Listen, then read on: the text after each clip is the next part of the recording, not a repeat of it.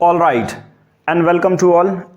Complete CSAT crash course हम करवा रहे हैं जिसमें रीजनिंग कॉम्प्रिहेंसिव हर चीज़ कवर करवाने वाले हैं और हमारा पूरा टारगेट है 66 प्लस मार्क्स ओनली। हम इसको पूरा स्ट्रेटेजिक तरीके से करवा रहे हैं जिसमें चाहे अगर कोई कॉम्प्रिहेंसिव में अच्छा है और उसको डर लगता हो रीजनिंग से मैथ्स से तो उसको ईजिली कॉन्सेप्ट बेसिस में ताकि एक टाइप का वो क्वेश्चन करके अपना आंसर तक पहुंच जाए।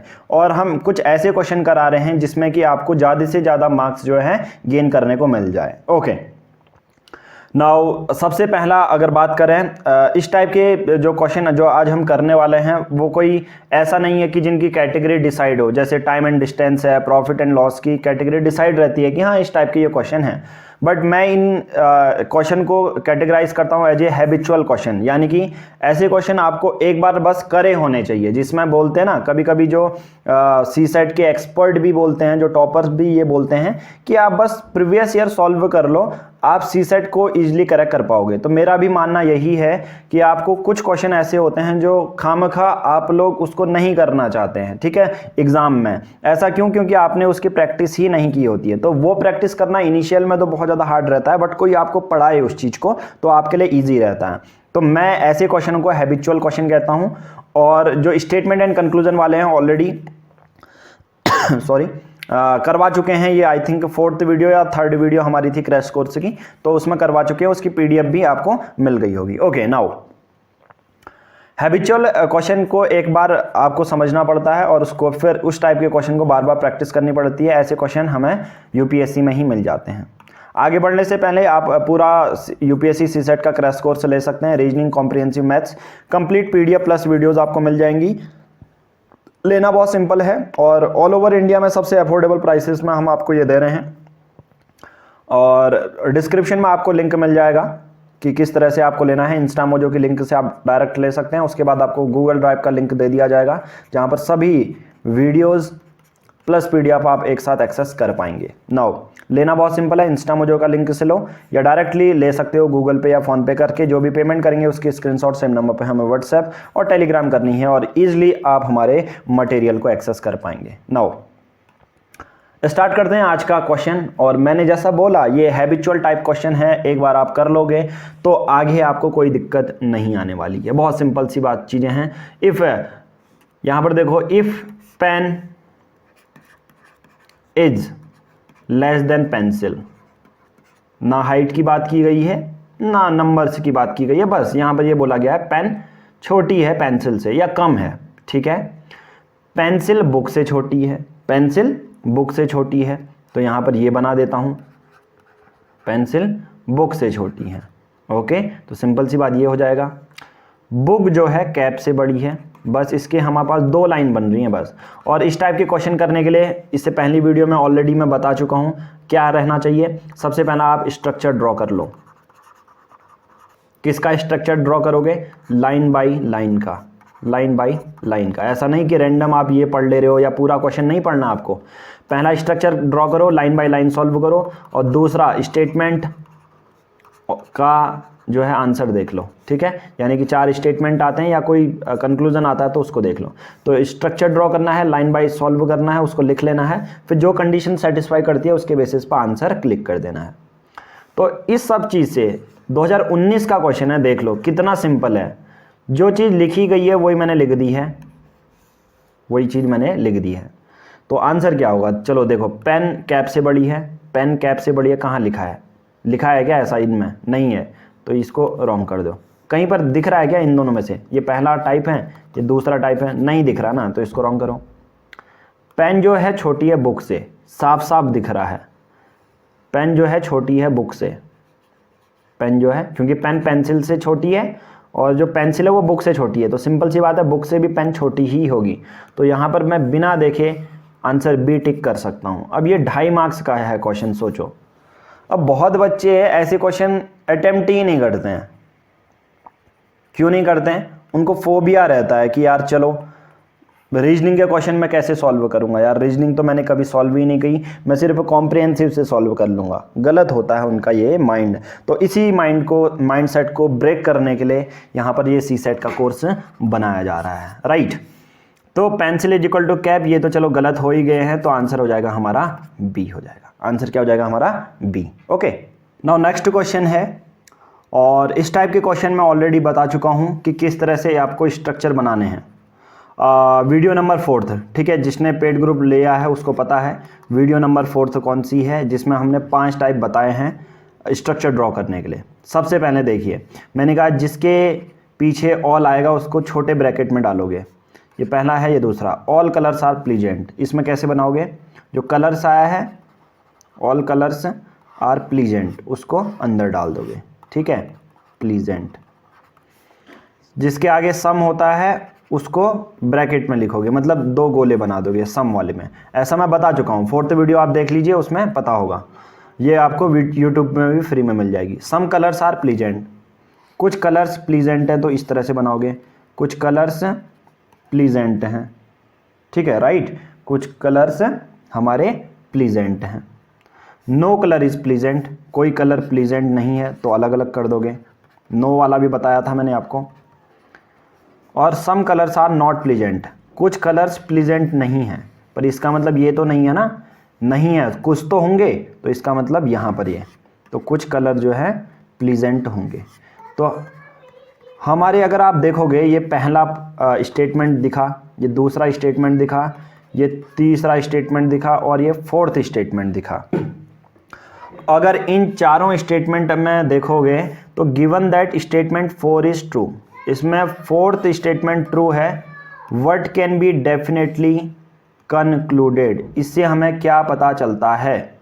यहाँ पर 4 ऑप्शन हैं, 1 and 2 are true, 1 and 2 are true. क्या फर्स्ट और सेकंड ट्रू हैं कि सब कलर प्लीजेंट हैं और सम कलर आर प्लीजेंट, में भी हो सकता है, ठीक है। 3 इज़ ट्रू, क्या 3 ट्रू है, 3 मतलब no colour is pleasant. 2 is false, some colours are pleasant. 1 is false. अगर आप देखोगे 4 तरीके से, यहाँ पर बोला है स्टेटमेंट 4 में फोकस करो, ठीक है, given that statement 4 is true, जो चौथा स्टेटमेंट बोल रहा है वो सही है, ठीक है, चौथा स्टेटमेंट सही है बोल रहा है। तो अब यहाँ पर देखो, मैंने जैसा बोला कि कैच यहीं पर है, चौथा स्टेटमेंट सही है। चौथा स्टेटमेंट के लिए हमने ये बनाया है ना, ये देखो, मतलब कुछ कलर्स प्लीजेंट हैं, कुछ कलर्स प्लीजेंट हैं। अब देखो यहाँ पर पहला स्टेटमेंट देखोगे ना, यहाँ पर बोल क्या रहा है, ऑल कलर्स आर प्लीजेंट।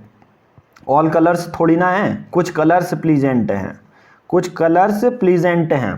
तो सीधी सी बात है, पहला वाला गलत हो जाएगा। क्यों गलत होगा, मैं कहूँगा दूसरा सही है। देखो, some colours are pleasant, some colours are pleasant, और कुछ नहीं भी हैं तो इसके लिए बनाया है नो कलर इज प्लीजेंट। तो बट ये वाला गलत हो जाएगा कि ऑल कलर्स आर प्लीजेंट, सभी कलर्स प्लीजेंट नहीं हैं। तो आंसर क्या हो जाएगा हमारा, डी वाला सही हो जाएगा। तो इस टाइप के लिए क्वेश्चन के लिए क्या होगा, सबसे पहले ये फर्स्ट सेकंड थर्ड फोर्थ वाले स्ट्रक्चर बना लो, स्ट्रक्चर बना लो। फिर सेकंड में कोई क्वेश्चन पूछ रहा, क्वेश्चन पूछो। फिर थर्ड में आंसर को कंक्लूड करो, बस आंसर को कंक्लूड करो। यही हमारा इस टाइप के क्वेश्चन को सॉल्व करने का मेन एम रहता है, और इस टाइप से ये क्वेश्चन हमारे सॉल्व भी हो जाते हैं, राइट। नाउ नेक्स्ट पे आ जाते हैं। नेक्स्ट क्वेश्चन बहुत सिंपल है। नेक्स्ट क्वेश्चन जो हमने पेन वाला किया था ना, ये देखो, सबसे शुरू में पेन वाला किया था, हमने सिर्फ 2 लाइन लिखी थी, पहला और दूसरा, और इसी के बेसिस पर हमने क्वेश्चन कर चुके थे। तो हमारा ये देखो यहाँ पर, ओके, तो सेम क्वेश्चन यहाँ पर है, बट वहाँ पर हमको लिख के दिया था, यहाँ पर हमको पढ़ के ड्रॉ करना है, पढ़ के यहाँ पर हमें ड्रॉ कर लेना है। क्वेश्चन बहुत सिंपल है। इन ए टेस्ट, किसी एक टेस्ट में Randhir obtain more marks than total marks obtain by Kunal and Debu. अब आप कहोगे सर यार ये सॉल्व कैसे कर रहे हो, मैंने कहा सिंपल सी मेथड आप लोगों को बताइए, ज़्यादा उस पर टाइम मत लगाओ। सबसे पहले स्ट्रक्चर बनाओ लाइन बाय लाइन का, बस लाइन बाय लाइन का, रैंडम से लाइन मत पकड़ो, लाइन बाय लाइन का स्ट्रक्चर बनाओ, जो स्टेटमेंट सही है उसके बेसिस पर आंसर चूज करो, बस सिंपल सी बात है। यही तो कॉन्सेप्ट था, ये मैं हर एक क्वेश्चन में अप्लाई करते हुए आप लोगों को बता रहा हूँ। किसी एक टेस्ट में रणधीर ऑब्टेन कर रहा है marks other than total marks obtain by Kunal and Debu. Randhir के मार्क्स ज़्यादा हैं टोटल कुणाल और देबू से मिलके। ठीक है, पहला स्टेटमेंट हो गया ना ये, तो इसको पहला पॉइंट डाल लो। समझाने में हालांकि 5 या 10 मिनट लगें, पर जब आप इसको करना शुरू करोगे, जब ये आपका क्वेश्चन उस पर आएगा आपके मेंस प्रीलिम्स में सीसेट में, तो आप इसको ईजिली कर पाओगे, है ना। तो स्ट्रक्चर याद रखो, फिर लाइन बाय लाइन करो। The total marks obtain by Kunal and Shankar are more than those of Randhir.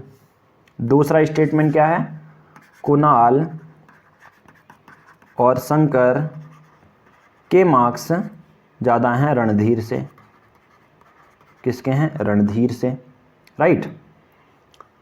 फिर है Sonal obtain more marks than Shankar. तीसरा है, ये हमें बस उलझाने के लिए दिए रहते हैं, सोनल शंकर से ज़्यादा मार्क्स गेन करती है। और चौथा, Neha obtain more marks than Randhir, Neha के रणधीर से ज़्यादा है। अब देखो 4 स्टेटमेंट दिए हैं, यूपीएससी वाले यही चाहते हैं बस आप 4 स्टेटमेंट बनाओ, लाइन बाय लाइन पढ़ो, फिर कंफ्यूज हो जाओ। और बहुत बच्चे तो बस ये क्वेश्चन ही नहीं पढ़ते हैं कि यार ऐसे क्वेश्चन में क्या ही लिखा होगा, वो रीड ही नहीं करते। तो उसी के लिए ये फोबिया हटाने के लिए ये क्रैश कोर्स बनाया जा रहा है कि यार आप एक बार देख तो लो। रीजनिंग और ये एप्टीट्यूड के क्वेश्चन बहुत ज़्यादा सिंपल रहते हैं, है ना। रीजनिंग और एप्टीट्यूड के क्वेश्चन बहुत ज़्यादा सिंपल रहते हैं, आप एक बार देख लो कि किस तरह से सॉल्व करना है। पहला देखो, अब क्वेश्चन देख लेते हैं, उसके बाद हम डिसाइड करेंगे कौन सा टिक करना है। Who among them obtain heist marks, इनमें से किसके सबसे ज़्यादा मार्क्स हो सकते हैं। मुझे यहाँ पर लग रहा है पहले स्टेटमेंट से देखो रणधीर के ज़्यादा हैं कुणाल और देबू, तो इस स्टेटमेंट से बस यहाँ पर से ये पता लग रहा है कि यार कहीं ना कहीं रणधीर आगे है कुणाल से और देबू से मार्क्स के बेसिस पे। ठीक है, रणधीर आगे है कुणाल और देबू के मार्क्स के बेसिस पे। बट यहाँ पर देखो कि चलो रणधीर कुणाल और देबू के, पर अगला स्टेटमेंट देखोगे तो कुणाल तो दिया है, बट कुणाल के साथ शंकर भी दे दिया है यहाँ पर। चलो यहाँ पर एक कह सकते हैं कि कुणाल के कम थे रणधीर से, ठीक है, बट यहाँ पर शंकर भी तो आ गया है। अब यहाँ पर 2 कंटेंडर हैं कि कुणाल तो मे बी शंकर के रणधीर से ज़्यादा हो सकते हैं यहाँ पर, ठीक है, क्योंकि यहाँ पर तीसरा आ चुका है ना बंदा कि कुणाल के साथ जब देबू था तब तो रणधीर ही आगे था, बट अब शंकर आ चुका है तो इसके ज़्यादा हैं शंकर के। तो मे बी एक कंडीशन बन सकती है कि शंकर के कुछ मार्क्स ज़्यादा हैं रणधीर से। बट अब यहाँ पर ठीक है, अब यहाँ पर शंकर आ गया। तीसरे में सोनल आ गई शंकर से आगे, सोनल आ गई शंकर से आगे। और चौथे में नेहा आ गई रणधीर से आगे, नेहा आ गई रणधीर से आगे। अब इस पे ही क्लियर नहीं हो रहा है कि शंकर की ज़्यादा हैं या रणधीर के ज़्यादा हैं। फिर अगर यहाँ पर सपोज रणधीर के भी ज़्यादा हैं या शंकर के भी ज़्यादा हैं, तो यहाँ पर नेहा आ जाती है रणधीर से आगे, यहाँ जाता है सोनल। तो मतलब चारों स्टेटमेंट जब आप पढ़ते हो तो एक कंक्लूजन में नहीं पहुँच पाते हो कि यार किसके ज़्यादा हैं मार्क्स। तो मैं यहाँ पर कहूँगा डाटा आर इनएडुकेट। बस यूपीएससी यही करता है, आपसे खेलता है, बस आपको एक क्वेश्चन दे देगा और घुमा फिरा के कुछ भी दे देगा, कुछ भी डाल देगा। तो यहाँ पर डायरेक्ट इतना समझने की बात ही नहीं थी यार यहाँ पर, तो 2.5 मार्क्स आपके ईजिली बन गए। तो मैं कहूँगा यार किसी से पता ही नहीं चल रहा, कभी नेहा आगे है, कभी सोनल आगे है, कभी रणधीर आगे है, ठीक है। तो यहाँ पर से पता नहीं चल रहा है कि कौन, क्योंकि सेकेंड स्टेटमेंट से ही कन्फ्यूज़न हुआ कि शंकर आगे होगा या रणधीर, है ना। और यहाँ पर रणधीर पीछे जाता है नेहा से, और यहाँ पर शंकर सपोज पीछे है तो शंकर से सोनल आगे है। तो यहाँ पर डाटा आर इनएडुकेट, मतलब किसी भी एक स्टेटमेंट से आप पहुँच ही नहीं पा रहे हो कि एक्चुअल में आंसर क्या सही होगा। सही है, ओके। नाउ देखिए, अब आ जाते हैं नेक्स्ट क्वेश्चन। ओके, नाउ अगले क्वेश्चन को करने से पहले आपको एक ट्रिक बता देता हूँ। जहाँ पर भी साइंस वाले क्वेश्चन आपके लिए आएंगे वहाँ पर आपको एक्चुअल लॉजिक लगाना है। एक हिंट है ये, ठीक है। अगर साइंस से रिलेटेड क्वेश्चन आते हैं तो एक्चुअल लॉजिक लगाना है जो एक्चुअल में होता है, ठीक है। नाउ क्वेश्चन दिखा देता हूँ फिर अब आपको। क्वेश्चन है which of the following statement is correct regarding the biopesticides. तो यहाँ पर यार एक तरह से मान के लो यूपीएससी GS 1 का ही ये क्वेश्चन है, ठीक है, जो पहला वाला होता है ना, पेपर 1 होता है जीएस का, उसका है, सीसेट का नहीं। डायरेक्टली बायोपेस्टिसाइड से दिया है, तो पता नहीं ये क्यों दिया है, क्योंकि कभी कभी अब डालने लगे हैं सीसेट में भी डायरेक्ट। ये तो देखो ऐसा लग रहा है आपको जीएस का प्रीलिम्स वाला क्वेश्चन है ये, कि बायोपेस्टिसाइड से रिगार्डिंग कौन सा सही है। 3 ऑप्शन दिए हैं और आंसर दिया है, यहाँ पर है ही नहीं। तो ऐसे क्वेश्चन भी सीसेट में डाल दिए जाते हैं जहाँ पर अब आप अपने माइंड को कंफ्यूज करते हो। मैं कहूँगा जब भी साइंस वाले क्वेश्चन आए, टू द पॉइंट पूछा जाए कि बायोपेस्टिसाइड्स क्या हैं, पेस्टिसाइड्स क्या हैं, आर्टिफिशियल इंटेलिजेंस क्या है, आर्टिफिशियल इंटेलिजेंस क्या है, ठीक है। तो इस टाइप के क्वेश्चन में एक्चुअल जो आंसर है वो आपको लगाना चाहिए, ठीक है, जो सही है। पहला, they are not hazardous to human health, बिल्कुल सही है, बिल्कुल सही है। बायोपेस्टिसाइड्स क्यों करेंगे हजार्ड ह्यूमन हेल्थ को? They are persistent in environment, मैं कहूँगा यहाँ पर लंबे समय तक नहीं रहते हैं, है ना। बायोपेस्टिसाइड्स लंबे समय तक नहीं रहते हैं, तभी तो बायोपेस्टिसाइड्स को यूज़ किया जाता है कि यार कीटनाशक यूज़ करो तो बायोपेस्टिसाइड यूज़ करो, जो लंबे समय तक नहीं रहते, कुछ ही समय के लिए रहते हैं। तो मैं कहूँगा 2 को एलिमिनेट कर सकते हैं, तो 2 को एलिमिनेट कर दो, 2 को एलिमिनेट कर दो, अब बचे ए और सी ऑप्शन। तीसरा देख लो, they are essential to maintain the biodiversity of an ecosystem, yes ये भी सही हो सकता है, ठीक है। तो मैं कहूँगा कि यस पहला सही है और तीसरा सही है। ऐसा मैं क्यों पहुँचा, मैंने कहा जो साइंस वाले क्वेश्चन होंगे, जो साइंस वाले क्वेश्चन होंगे उसमें टू द पॉइंट प्रीलिम्स का जैसा आपने अप्रोच अपना ली है, बस इसी टाइप के क्वेश्चन आपसे हमेशा पूछे जा सकते हैं। तो आंसर क्या हो जाएगा हमारा सी, यहाँ पर आंसर क्या हो जाएगा सी, 1 and 3। नाउ नेक्स्ट क्वेश्चन है, बहुत सिंपल है। नेक्स्ट क्वेश्चन जब इस टाइप के क्वेश्चन आ जाए तो आपको क्या करना है, सबसे पहली वीडियो मैंने बताया था, मैंने फर्स्ट टाइप की वीडियो में बताया था क्या है कि group of 6 women, 4 tennis player हैं, 4 पोस्ट ग्रेजुएट हैं, कुछ सोशियोलॉजी में है और 1 पोस्ट ग्रेजुएट है पीजीए कॉमर्स में, और 3 बैंक एम्प्लॉय हैं, 3 बैंक एम्प्लॉय हैं, ठीक है, ये चीज़ याद रखना। अब देखो 6 वीमेन हैं, क्या हैं, विमला, कमला, आमला, कोमाला, ठीक है, बना लेता हूँ इनको मैं।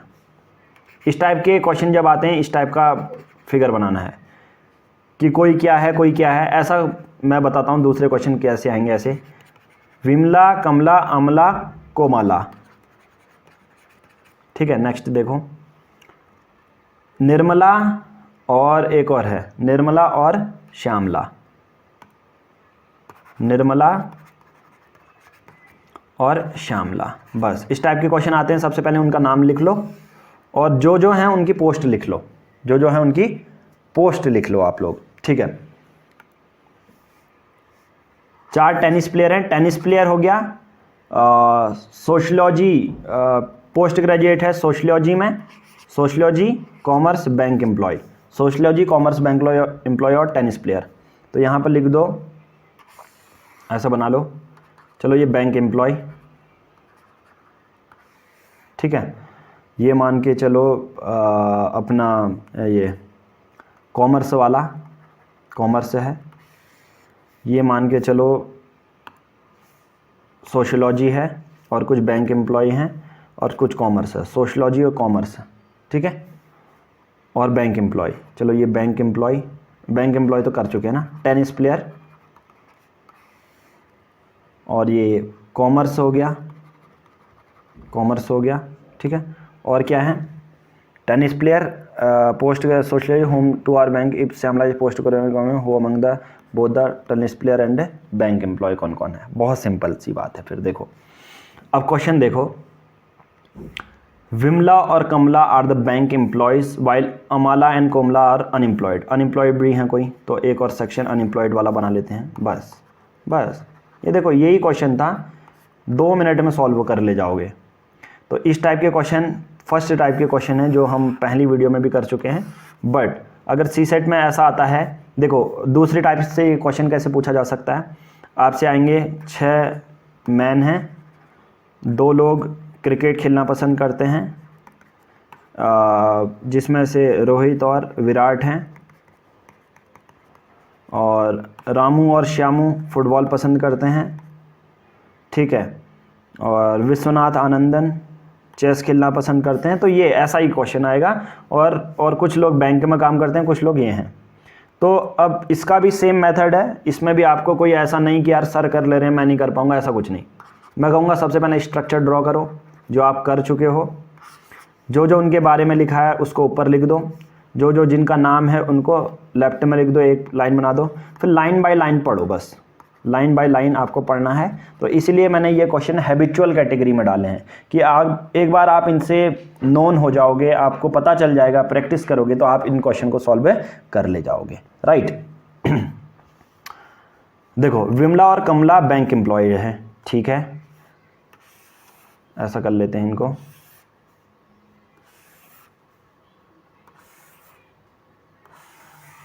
ठीक है, विमला और कमला बैंक एम्प्लॉय है। नेक्स्ट देखो, आमला और कोमला अनएम्प्लॉयड हैं, आमला कोमला अनएम्प्लॉयड हैं। नेक्स्ट देखो, जो जो लाइन पढ़ रहे हो ना उसको काटते जाओ, उसको काटते जाओ। Komala Nirmala among the tennis player, Komala Nirmala tennis player है, ठीक है, इस लाइन को भी काट दिया। Amala Kamala Komala Nirmala are post graduate in sociology, Amala Kamala Komala Nirmala, Amala Kamala, Amala Kamala Komala Nirmala किस में है? सोशियोलॉजी में है शायद, ये कॉमर्स है, ये एक तो सोशियोलॉजी होना चाहिए, ये सोशियोलॉजी, ठीक है। क्या लिखा है देखो, आमला कामला, आमला कमला कोमला निर्मला, आमला कमला कोमला निर्मला, ये चार किस में है? सोशियोलॉजी में है। 1 2 3 ये टिक लगा दो, ठीक है।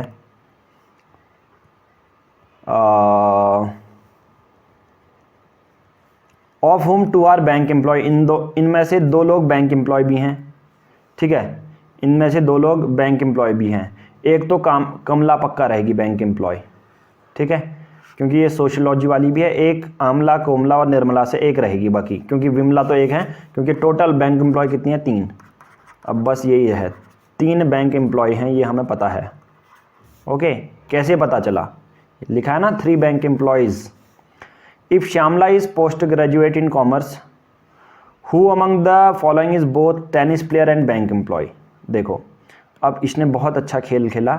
श्यामला अगर कॉमर्स पढ़ी है तो इनमें से 2 ऐसे बताने हैं जो टेनिस प्लेयर भी है, मतलब एक बंदी ऐसी बतानी है जो टेनिस प्लेयर भी है और बैंक एम्प्लॉय भी है, टेनिस प्लेयर भी है और बैंक एम्प्लॉय भी है। देखो टेनिस प्लेयर सबसे पहले कौन कौन है? देखो कोमला और निर्मला टेनिस प्लेयर हैं, ठीक है, कोमला और निर्मला टेनिस प्लेयर है। अब यहाँ पर देखो ऑप्शन है अमला कोमला निर्मला और श्यामला, ठीक है। तो मैं कहूँगा ये वाला ऑप्शन और ये वाला ऑप्शन आप काट दोगे, ये वाला ऑप्शन और ये वाला ऑप्शन आप लोग काट दोगे, ठीक है। अब बचा क्या? देखो यहाँ पर बोला जा रहा है कि देखो बहुत सिंपल है कि यहाँ पर ये है।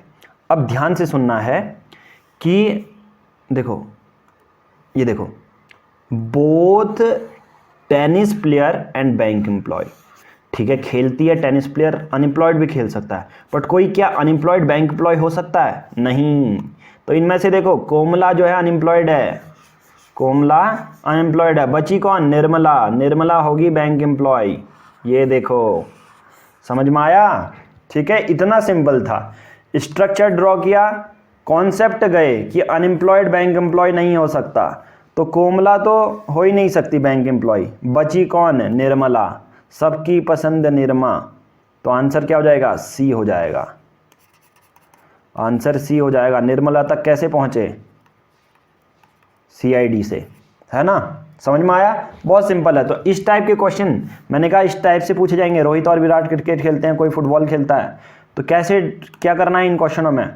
ऐसे ड्रॉ करना है, जो जो काम करता है उनके बारे में लिखना है, और जो जो कुछ काम कर रहा है उसको टिक लगा दो, फिर लगाओ trick.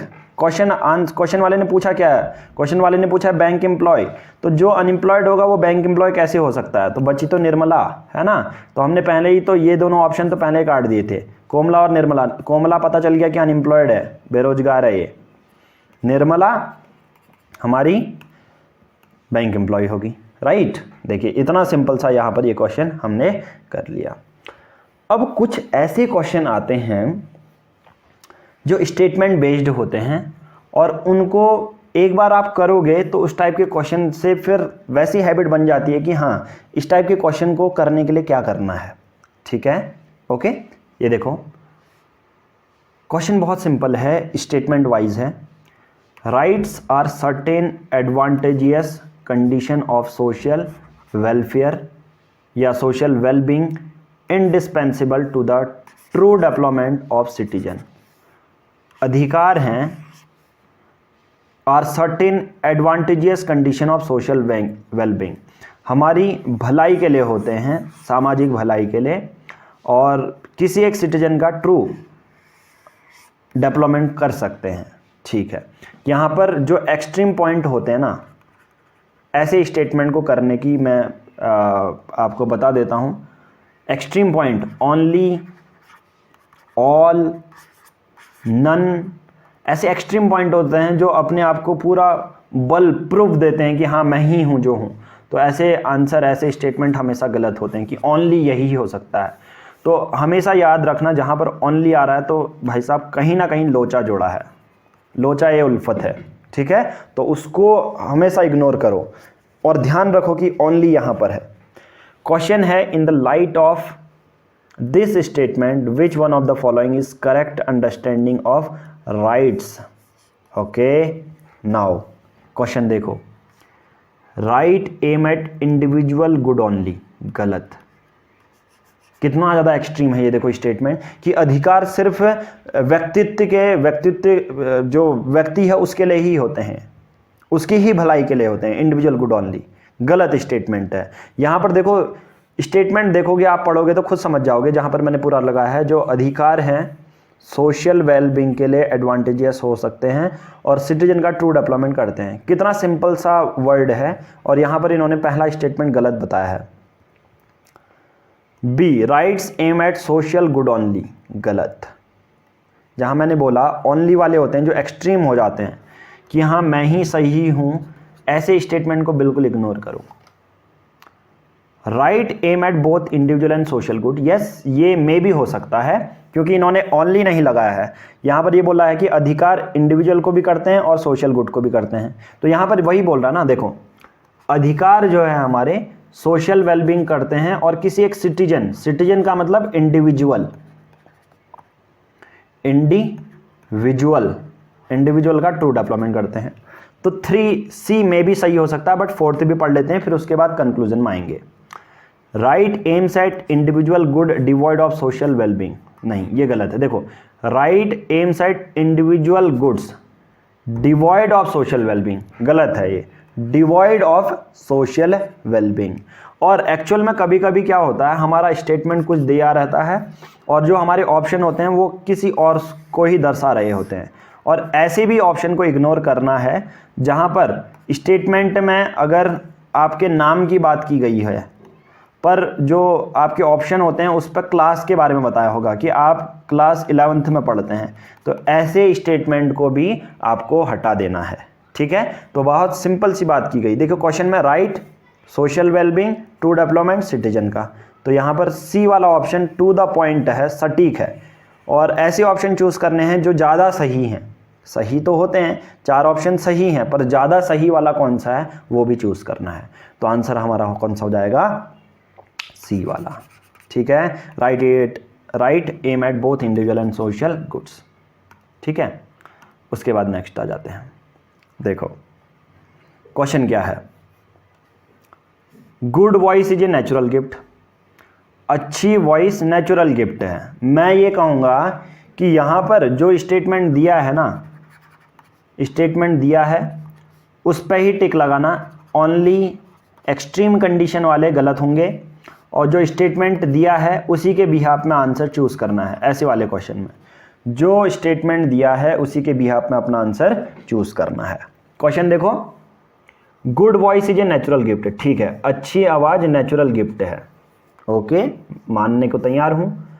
But one has to keep practicing to improve and excel well in the field of music. Yes, पहला स्टेटमेंट क्या दिया है कि अच्छी आवाज़ नेचुरल गिफ्ट है, ठीक है, पर म्यूज़िक के फील्ड में एक पर्सन को अपने को इम्प्रूव करने के लिए प्रैक्टिस करनी ही चाहिए। अगर आपको एक एक्सेल अचीव करना है, आप अच्छा बनना चाहते हैं, ठीक हो गया। कंक्लूज़न, अब इसी स्टेटमेंट के बेसिस पे ना कंक्लूड करना है। मैं ये कहूँगा कि एक तो पाथ से ना भटकें ऐसे ऑप्शन में कि अलग ही कंक्लूजन में अलग ही ऑप्शन दिया है, ऐसी चीज़ें ना करें। दूसरा, ऐसी चीज़ें जो एक्सट्रीम दी हैं उसको भी रिजेक्ट करें। पहला, natural gift needs nurturing and care. Yes, ये हो सकता है। देखो यहाँ पर यही तो बोल रहा ना, गुड वॉइस नेचुरल गिफ्ट है और प्रैक्टिस करनी पड़ेगी, तो एक नेचुरल गिफ्ट को केयर की ज़रूरत है। तो मैं कहूँगा पहला स्टेटमेंट तो यार कुछ हद तक सही है और इस स्टेटमेंट से भी मेल खा रहा है जो कि पूछ रहा है। स्टेटमेंट कह रहा है अच्छी आवाज़ नेचुरल गिफ्ट है और प्रैक्टिस करनी चाहिए, तो कंक्लूजन भी वही बोल दे रहा है कि यार नेचुरल गिफ्ट को केयर की ज़रूरत है। ठीक है, आप कहोगे बिल्कुल सही है। Even though one voice is not good one can keep practicing, ऐसा तो बोला ही नहीं ना स्टेटमेंट में। यहाँ पर बोल रहा है सेकंड, किसी की आवाज़ अच्छी नहीं भी है फिर भी प्रैक्टिस करने की ज़रूरत, प्रैक्टिस करता रहना चाहिए उसको। यहाँ पर स्टेटमेंट अगर आप देखोगे तो ऐसा कुछ जानने की ज़रूरत ही नहीं है, ऐसा कुछ बोला ही नहीं जा रहा है। मैं कहूँगा बी वाला स्टेटमेंट सीधा सीधा ख़त्म हो जाता है। पहला स्टेटमेंट बिल्कुल सही है, तो only conclusion one follows from the statement. इस स्टेटमेंट के बेसिस पर हमें ये कंक्लूज़न आराम से हम निकाल सकते हैं, राइट। तो ये वाला कैंसिल हो जाएगा, ठीक है। तो ये वाला यहाँ तक हम पहुँच गए हैं। ओके, तो चलिए आज की इस वीडियो में हम इतना ही करेंगे। बाकी आपको कंप्लीट क्रैश कोर्स लेना है तो 7505134891 इस नंबर पर कांटेक्ट कर सकते हैं। डिस्क्रिप्शन में लिंक दिया होगा, उससे कंप्लीट क्रैश कोर्स परचेज कर सकते हैं, जिसमें complete video plus test series की PDF आपको मिल जाएगी। धन्यवाद। Hey all right and welcome to all. देखिए यूपीएससी प्रीलिम्स बैच 2022 499 रुपीज़ में पूरा बैच आपको मिलेगा। NCERT reference book, extracted notes plus videos, सभी सब्जेक्ट 13 मंथ का current affair month wise plus videos मिलेगी। लेना बहुत सिंपल है, दिए गए नंबर पर आप गूगल पे फ़ोन पे कर सकते हैं, जो भी पेमेंट करेंगे उसकी स्क्रीनशॉट सेम नंबर पर व्हाट्सएप कर सकते हैं, राइट। पेमेंट करने के बाद कुछ ऐसे व्हाट्सएप ग्रुप के बैच में आपको ऐड किया जाएगा जहां पर सभी PDF आपको लाइन वाइज मिल जाएगी, लिंक आपको सीक्वेंस वाइज मिल जाएंगे। ये अनलिस्टेड लिंक हैं, तो जब व्हाट्सएप ग्रुप में आपको ऐड किया जाएगा ये सब आपको एक साथ मिल जाएंगे, चाहे हिस्ट्री है, जो भी प्रीलिम्स के लिए आप तैयारी कर रहे हैं। ये वीडियो लेक्चर सीरीज सिर्फ प्रीलिम्स के लिए ही होगी, जो कि होने वाला है 5 जून को। आगे जितनी भी वीडियोस आप देख रहे हैं, जितनी भी PDF आप देख रहे हैं, वही सिमिलर PDF और वीडियोस आपको व्हाट्सएप ग्रुप में व्हाट्सएप के थ्रू दे दिए जाएगी। Thank you, have a nice day. But PR publication की मोबाइल एप्लीकेशन आप डाउनलोड कर सकते हैं, साथ ही साथ चैनल को सब्सक्राइब कर लीजिए और हमारी वेबसाइट एड्यूप्सा से भी आप परचेज कर सकते हैं। Thank you, have a nice day. बाकी आप हमसे कनेक्ट कर सकते हैं टेलीग्राम में, आपको बिना स्पेस दिए टेलीग्राम में PR पब्लिकेशन सर्च करना है। आप हमारी एंड्रॉयड एप्लीकेशन PR पब्लिकेशन भी डाउनलोड कर सकते हैं और बहुत सारे क्वेश्चन पूछने के लिए रिगार्डिंग एनी एग्ज़ाम पंकज बोरा 534 इंस्टाग्राम की ID है। मैसेज भेज के अपनी क्वेरी आप पूछ सकते हैं। आपको आगे आने वाली जो NCERT MCQ टेस्ट सीरीज है 6 to 12 हर एक सब्जेक्ट की history, geography, polity, economics, science and tech plus previous year 15 साल के जो क्वेश्चन हैं वो 499 रुपीज़ में लाइफ टाइम एक्सेस दे दिया जाएगा। PDF के फॉर्मेट में होगी। आपको करना बहुत सिंपल है, या तो आप यहाँ से ले सकते हैं या सिंपल इस नंबर पर 7505134891 पर गूगल पे फ़ोन पे करेंगे और जो भी पेमेंट होगी उसकी स्क्रीनशॉट सेम नंबर पर व्हाट्सएप करेंगे। हम आपको वो PDF सभी व्हाट्सएप और टेलीग्राम में सेंड कर देंगे। Thank you, have a nice day.